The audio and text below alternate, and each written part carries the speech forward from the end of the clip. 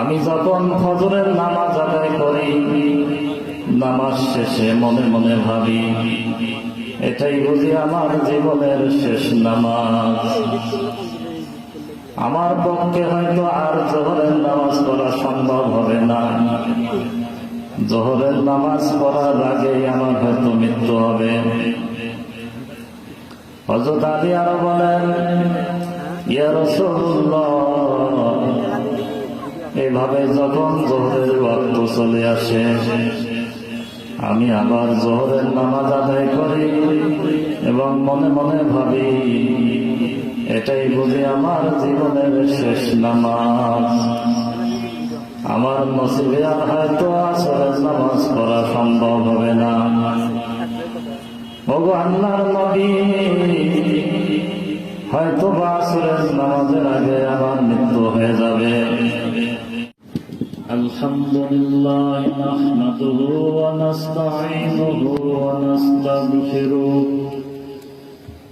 ওয়া নু'মিনু বিহি ওয়া নাতাওয়াক্কালু আলাইহি ওয়া নাউযু বিল্লাহি মিন শুরুরি সাল্লাল্লাহু তাআলা আলাইহি ওয়া আলা আলিহি ওয়া আসহাবিহি ওয়া বারাকা ওয়া সাল্লামা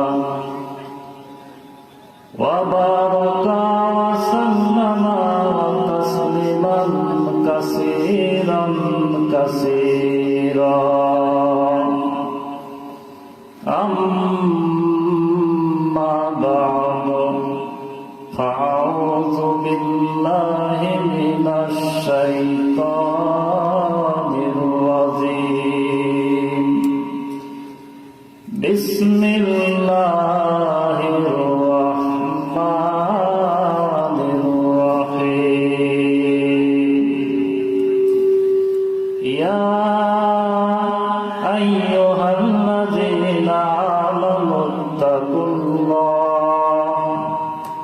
حق تقاته ولا تموتن إلا وأنتم مسلمون قال رسول الله صلى الله عليه وسلم قال النبي صلى الله عليه وسلم الكيوس من دان نفسه وعمل لما بعد الموت صدق الله المولانا العظيم وصدق رسوله النبي الكريم ونحن على ذلك من الشاهدين والشاكرين والحمد لله رب العالمين।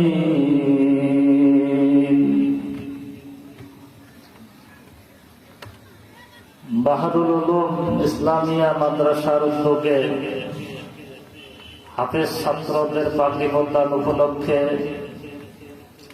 আজকের এই তাফসীরুল কোরআন মাহফিলের আয়োজন।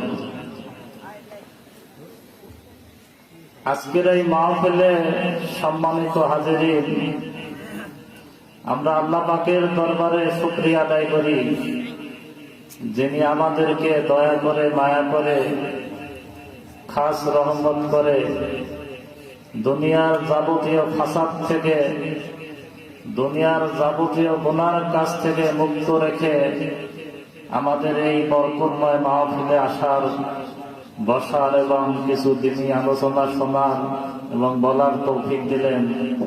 এই জন্য আমরা আল্লাহ পাকের দরবারে শুকরিয়া আদায় করি, আলহামদুলিল্লাহ। আল্লাহ পাক যদি দয়া করেন তাহলে অনেক কঠিন কাজ সহজ হয়ে যায়। আল্লাহ পাকের দয়া ছাড়া, বিশেষ করে আল্লাহ পাকের দয়া ছাড়া নেক কাজ করা সম্ভব না। আল্লাহ রাসূল সাল্লাল্লাহু আলাইহি সাল্লাম বলেছেন, আল্লাহ পাক যখন কোনো মানুষের মঙ্গল চান, যখন কোনো মানুষের ভালো চান, আল্লাহ পাক তাকে দিনের সহি বুঝ দান করেন এবং দিনের পথে চলাটা তার জন্য সহজ করে দেন। সম্মানিত হাজিরিন, এই মুহূর্তেও খোঁজ নিলে দেখা যাবে সমাজের অনেক মানুষ এদিক সেদিক ঘোরাফেরা করতেছেন বা চায়ের স্টলে বসে অযথা গল্প গুজবে সময় কাটাচ্ছেন, অথবা কেউ বাসা বাড়িতে টিভিতে নাচ গানের অনুষ্ঠান দেখতেছেন, কিন্তু তাদের কানে এই মাহফিলের দাওয়াত পৌঁছেছে, কিন্তু তাদের আশা এখানে সম্ভব হয়নি।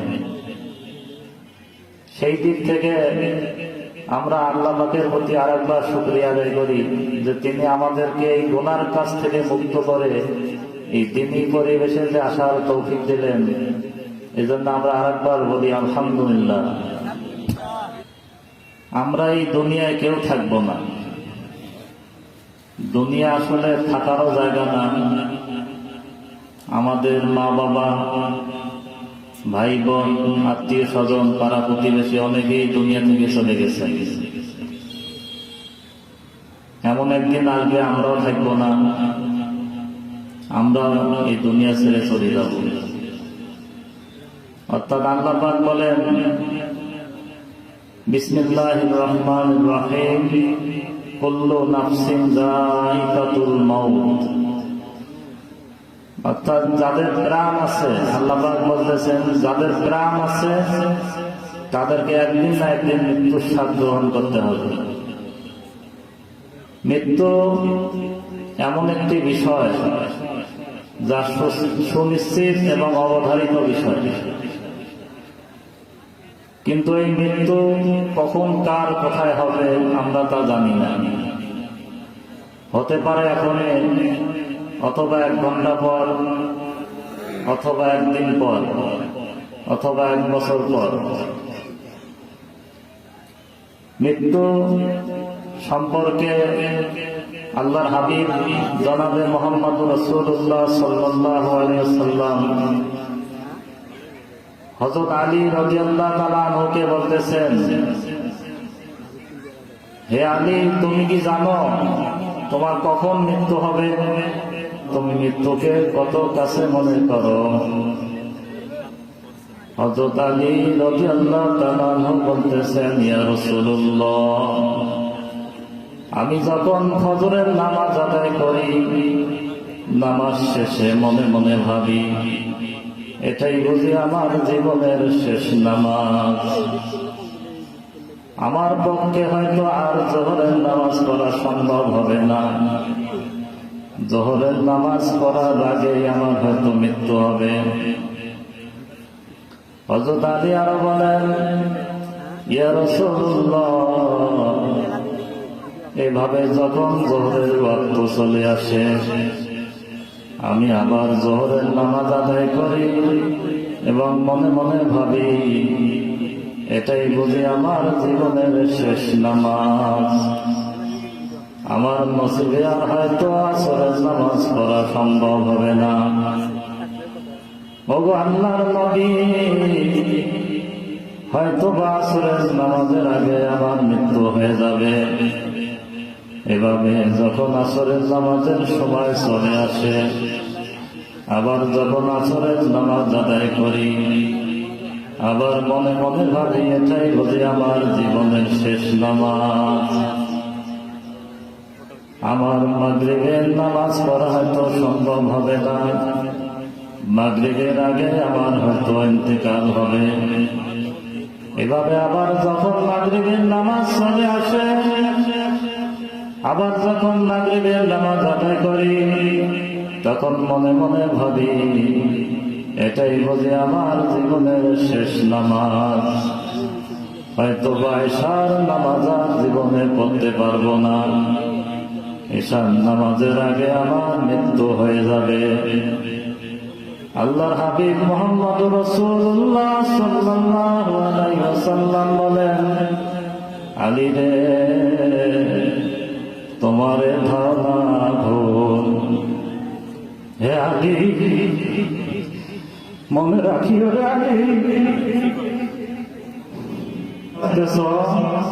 মৃত্যুকে তুমি যত দূরে মনে করতেছ, মৃত্যু এত দূরে নয়।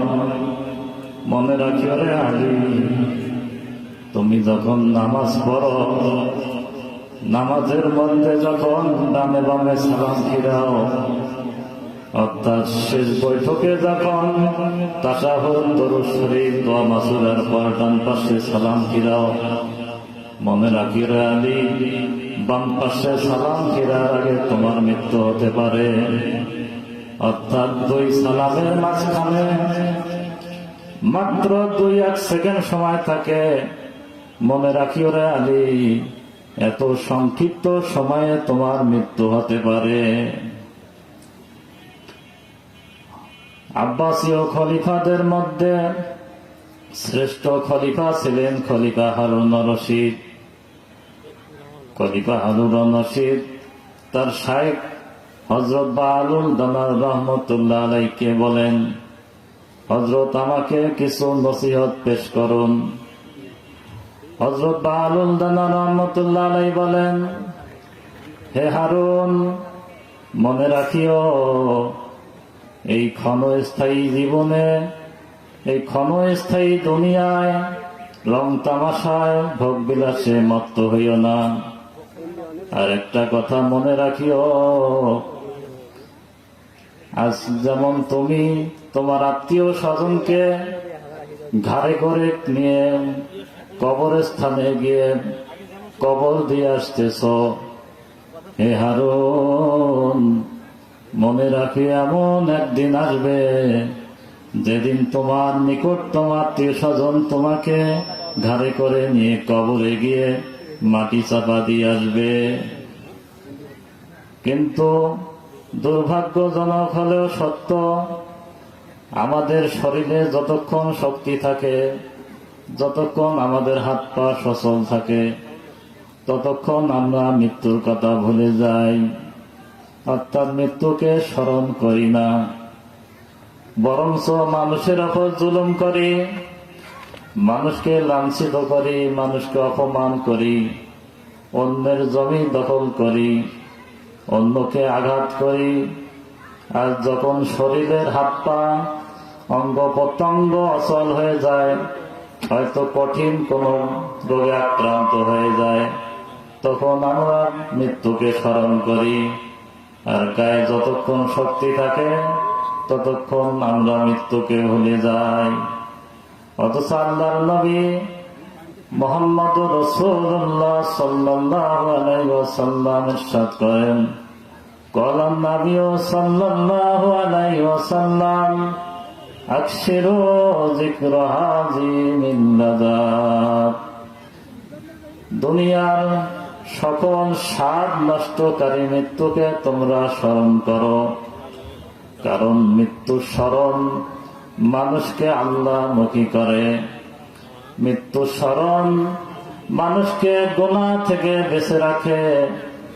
মৃত্যু স্মরণ মানুষকে যাবতীয় পাপ কাজ থেকে বিরত রাখে।